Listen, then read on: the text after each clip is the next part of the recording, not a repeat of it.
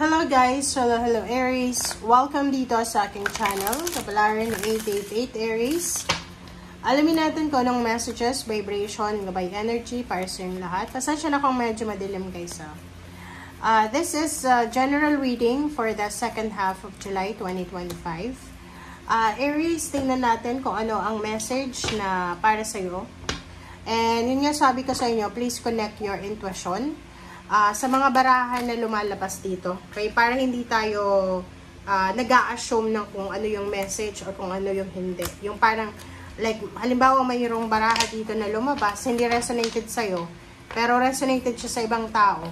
Tapos kukontrahin mo because hindi naman resonated sa'yo. Kawawa naman yung tao na naghihintay ng message na yun. Diba? So, yun. Magical Gateway, Aries, and Miracles. Wow! Milagro, Aries. Sa last 2 weeks of July, okay, pasensya. Sa last 2 weeks of July, sinasabi ng baraha sa'yo dito, Aries, na isang milagro ang posibleng papasok sa buhay mo. There's a miracle. So, you need to expect the wonders to emerge. So, maraming blessings, prosperity and abundance na pwedeng pumasok sa buhay mo, Aries, na hindi mo expected. Kumbaga, unexpected siya na milagro. And isa sa mga possible niyan is yung magical gateway. Yung portal siya. Portal ng milagro. Kumbaga, dito sinasabi na mayroong magbubukas sa'yo na mga portal. Parang pinto. Pinto ng prosperity and abundance, love life, or change or transformation. And you need to be courageous. You need to be courageous sa kung ano man ito na magbubukas na pagkakataon sa'yo or venture. So, you need to be courageous and trust the process. Kasi pag halimbawa na, diba, may mga, like, halimbawa, unemployed ka, and maraming nag-o-offer sa'yo ng trabaho, pero parang iniisip mo na, nako, hindi ako naniniwala dyan. Parang may pagdududa ka. So, dito sinasabi ng barahan na if may isang pagkakataon na ibigay sa iyo ang universe sa 2 linggo na to, i-grab mo na yung opportunity. Kasi milagro yan eh. Parang, ang milagro kasi is parang binibigyan ka ng pabor. Ikaw yung first honor ng universe eh. Yung parang, kahit hindi para sa'yo, binibigay sa'yo. Parang ganun. Ganun kakamahal ng universe. Ay sinasabi ng barahan na hindi yan dapat para sa iyo eh. But since you're parang favorite ka, so bibigay siya. Kaya nga sinasabi siyang milagro. It's a miracle. Okay. Wow. Thank you, Aries. Pasensya na guys kung ang reading natin is mabagal sa ngayon kasi kailangan kong maging mabagal. Okay. Pero nakakaantok yung sobrang bagal. Kaya ayoko ng mabagal na reading. Pero, sige.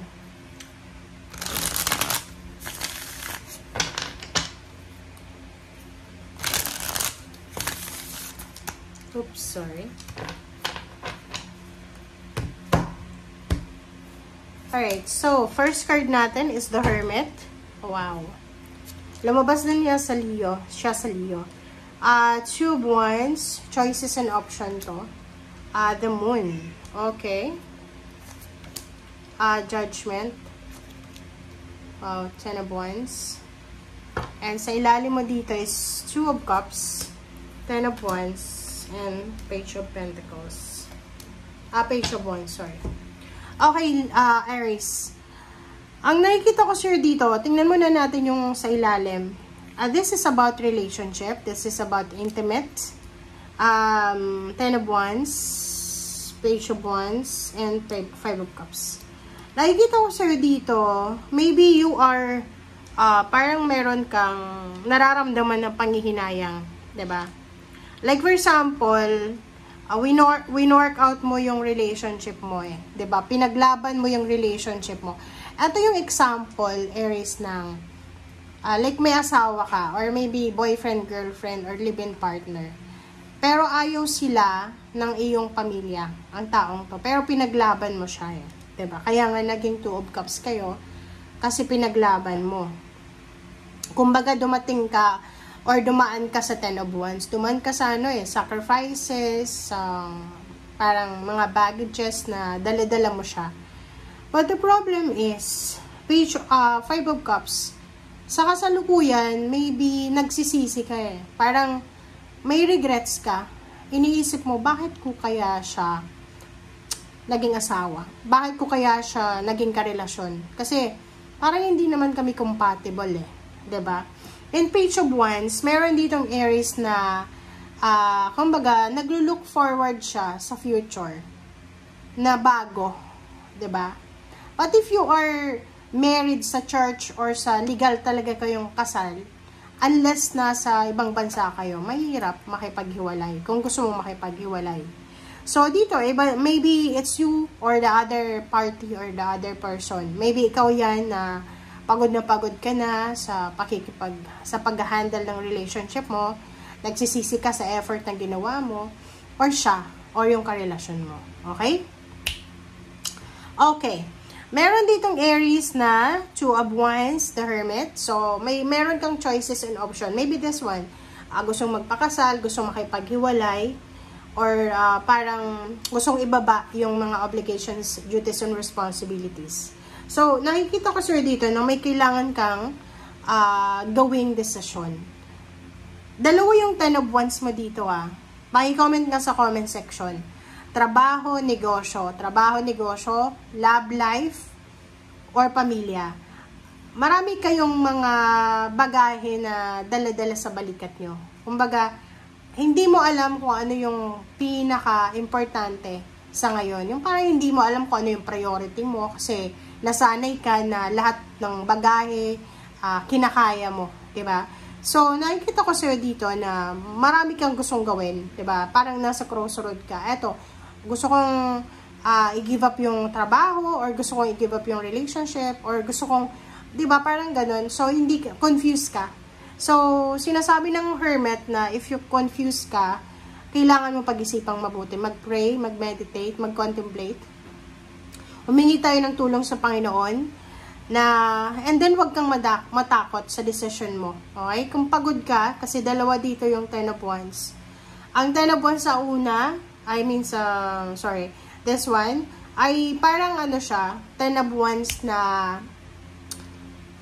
sa sobrang bigat ng dinadala niya, hindi niya na alam kung ano yung tama at mali. So yun. Thank you guys. I-clarify nga natin to. Para to sa lahat ng mga Aries.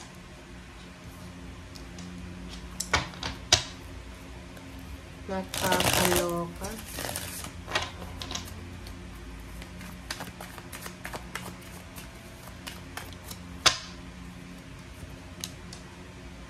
Okay, 10 of Pentacles, Judgment.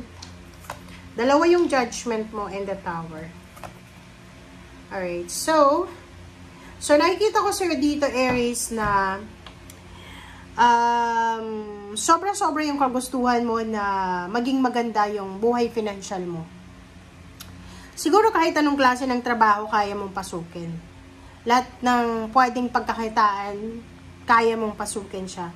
But the problem is dito, sinasabi ng baraha, mag-iingat tayo sa mga actions and decision natin, given na mahal mo yung pamilya mo, mahal mo sa buhay, gusto mong ibigay sa kanila yung lahat, na kahit i-sacrifice mo yung freedom mo, 'di ba? Ang problema lang dito, mag-iingat ka sa pagdedesisyon, lalo na tungkol yan sa pera, trabaho, legal or illegal na trabaho.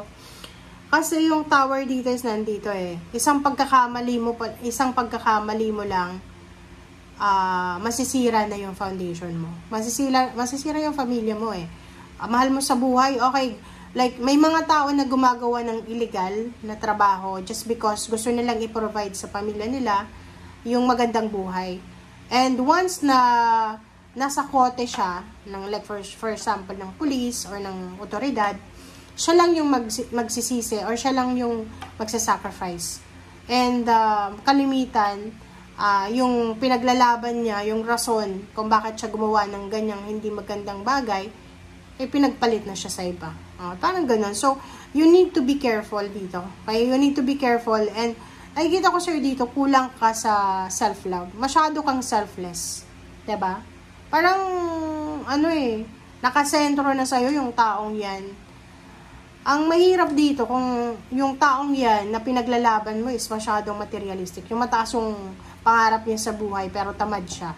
So, mag-iingat ka, Aries. Kasi, sinasabi ng Baracer dito na marami sa inyo na posibleng magsisi or pagsisihan nyo yung mga maling desisyon nyo sa buhay. So, you need to be very careful sa mga judgment natin. Lalo na may involved ditong lump sum of money, cash, or anything na about tangible or material things. Thank you guys. Bye!